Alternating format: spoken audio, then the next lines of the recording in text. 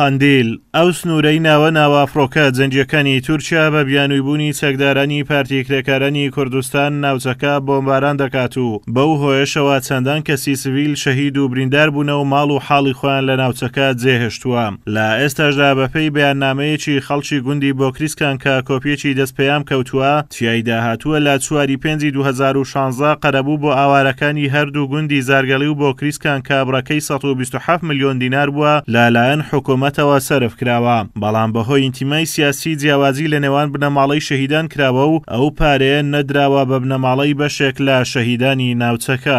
قەرەبوو هاتیە بۆ زارگەڵی بۆکریسکان، بەڵام جیاوازی لە بینی دوو گوندە کرا، لە دوای ئەو دوو گوندەش جیاوازی لە زارگەڵی کرا لە بینی خەڵکەکەی بە سیاسی کراوە شتەکە. ئێستاش حکوومەتی هەرێم هەستاوە بە قەرەبووکردنەوەی هەندێک لە دانیشتوانی خەڵکی زارگەڵی کە لەوێشدا فەرق و جیاوازی کراوە ئەوتەش ماڵ لەوێش بێبەشکراوە و زائیدەن گوندی بۆکریسکان هیچ جگەلەیەک ماڵ هیچ ماڵێک نەنووس. ئەگەرنا هیچ معقول نییە ئەمن هێتیمی شەید عەبدولقادر وێبی پارە بێ لە بناری قەندیل دابەش بکە لایەک لەی سودمەند بی لایەک شکلەی زەرەرمەند بی بەس ماڵمان خراپ بووە.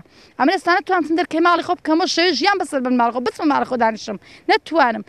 حکوومەتی هەرێمی کوردستان لۆ نایەتە دەنگ کە هەرێمی کوردستان درایتە بەر قومبەلەینە تورکیا لەبەر چ نایەتە دەنگ. تورکیا ئاماژەی بەوەی کردی گوتی ئەمن هیچ کەسێکی سڤیلم نەکردیتە قوربانی، کەس خەڵکی سڤیلی نەکردتە قوربانی لۆ نایە سەردانی ئەو خەڵکەی بکە لۆ حکوومەتی هەرێمی کوردستان لێ ناپێچیتەوە بەسڵ بەبی چ لۆ لێ ناپێچیتەوە.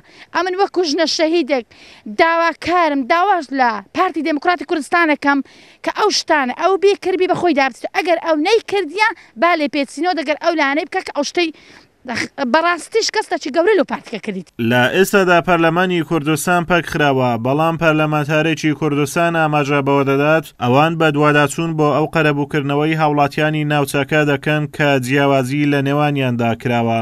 لە ڕاستیدا ئەوەی ئێمە لە دەمی هاوڵاتیانی گوندی زارگەلی و گوندی بۆکریسکان گوێبیست بووین لە گەیاندنی ئەو هاوکاریانە فەرق و جیاوازی دەکرێت و ئێمە پێمان وایە ئەمە سامانی گشتی ئەم وڵاتەیە ناکرێت هیچ هێزێکی سیاسی بۆ مەرامی حیزبی بۆ مەرامی تایبەتی بەکاری بێنێ. لە بەرواری 1 ساڵی 2015 هەردوو گوندی زارگەلی و بۆکریسکان لەلایەن فڕۆکە جەنگیەکانی تورکیا بەردومان کراون و بەو هۆیەوە 5 هاوڵاتی سڤیلی ناوچەکە شەهید بوون. فڕۆکە جەنگیەکانی تورکیا بەبێ جیاوازی بە بیانووی بوونی چەکدارانی پەکەکە ئەم ناوچانە بەردومان دەکەن، بەڵام وەکو ئەو هاوڵاتیانە ماژەی پێ دەکەن لە کاتی پێدانی قەرەبوو لەلایەن حکوومەتی هەرێمی کوردستانەوە بابوونی ئینتیمای سیاسی جیاوازیان لە نێواندا کراوە.